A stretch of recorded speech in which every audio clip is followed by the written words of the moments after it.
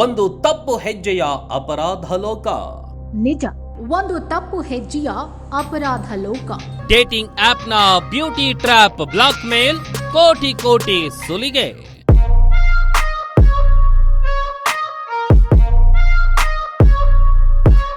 ನಮಸ್ಕಾರ ಸ್ನೇಹಿತರೆ.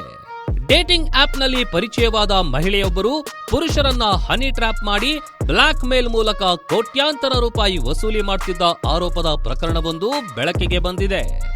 ಉತ್ತರ ಪ್ರದೇಶದ ಪ್ರಯಾಗ್ರಾಜ್ಗೆ ಸೇರಿದ ಪಲ್ಲವಿ ಸಿಂಗ್ ರಾಜ್ಪೂತ್ ಎಂಬ ಮಹಿಳೆ ಟಿಂಡರ್ ಸೇರಿದಂತೆ ವಿವಿಧ ಸಾಮಾಜಿಕ ಮಾಧ್ಯಮ ವೇದಿಕೆಗಳ ಮೂಲಕ ಪುರುಷರೊಂದಿಗೆ ಪರಿಚಯ ಬೆಳೆಸಿಕೊಳ್ತಿದ್ಲು. ನಂತರ ಅವರೊಂದಿಗೆ ಸ್ನೇಹ ಬೆಳೆಸಿ ಆತ್ಮೀಯವಾಗ್ತಿದ್ಲು.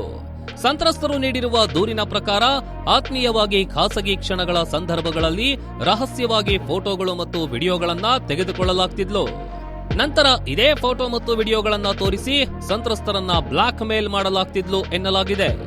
ತಾನು ಕೇಳಿದಷ್ಟು ಹಣ ನೀಡದಿದ್ರೆ ಅತ್ಯಾಚಾರ, ಕೊಲೆ ಯತ್ನ ಸೇರಿದಂತೆ ಗಂಭೀರ ಪ್ರಕರಣಗಳನ್ನ ದಾಖಲಿಸುವುದಾಗಿ ಬೆದರಿಕೆ ಹಾಕ್ತಿದ್ಲು. ಈ ರೀತಿಯಾಗಿ ಇದುವರೆಗೆ ಸುಮಾರು 6 ಕೋಟಿಗೂ ಹೆಚ್ಚು ರೂಪಾಯಿ ವಸೂಲಿ ಮಾಡಲಾಗಿದೆ ಎಂದು ಸಂತ್ರಸ್ತರು ಆರೋಪಿಸಿದ್ದಾರೆ. ಈ ಪ್ರಕರಣಕ್ಕೆ ಸಂಬಂಧಪಟ್ಟಂತೆ ಒಬ್ಬ ಹೈಕೋರ್ಟ್ ವಕೀಲರು ನೀಡಿದ ದೂರಿನ ನಂತರ ಹನಿ ಟ್ರ್ಯಾಪ್ ಜಾಲದ ಬಗ್ಗೆ ತನಿಖೆ ಆರಂಭವಾಗಿದೆ.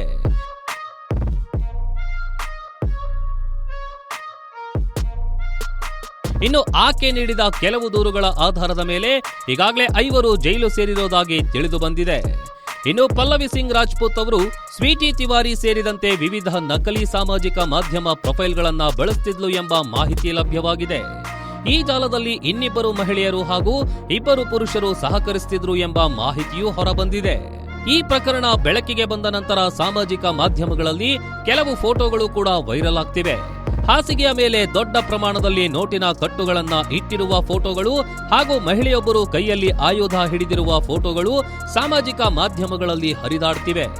ಆದರೆ ಈ ಫೋಟೋಗಳಿಗೂ ಪ್ರಕರಣಕ್ಕೂ ಸಂಬಂಧವಿದೆಯೇ ಎಂಬುದನ್ನ ಪೊಲೀಸರು ಇನ್ನೂ ಅಧಿಕೃತವಾಗಿ ದೃಢಪಡಿಸಿಲ್ಲ.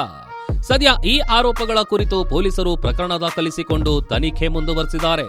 ತನಿಖೆ ಪೂರ್ಣಗೊಂಡ ನಂತರವೇ ಪ್ರಕರಣದ ಸಂಪೂರ್ಣ ಸತ್ಯಾಸತ್ಯತೆ ಹೊರಬರಬೇಕಿದೆ. ಈ ಸುದ್ದಿಯ ಬಗ್ಗೆ ನಿಮ್ಮ ಅಭಿಪ್ರಾಯವನ್ನ ಕಾಮೆಂಟ್ನಲ್ಲಿ ತಿಳಿಸಿ. ಇಂತಹ ಮತ್ತಷ್ಟು ಸುದ್ದಿಗಳಿಗಾಗಿ ನಮ್ಮ ಚಾನೆಲ್ ಅನ್ನ ಸಬ್ಸ್ಕ್ರೈಬ್ ಮಾಡಿ, ವಿಡಿಯೋವನ್ನ ಲೈಕ್ ಮಾಡಿ, ಶೇರ್ ಮಾಡಿ. ಧನ್ಯವಾದಗಳು.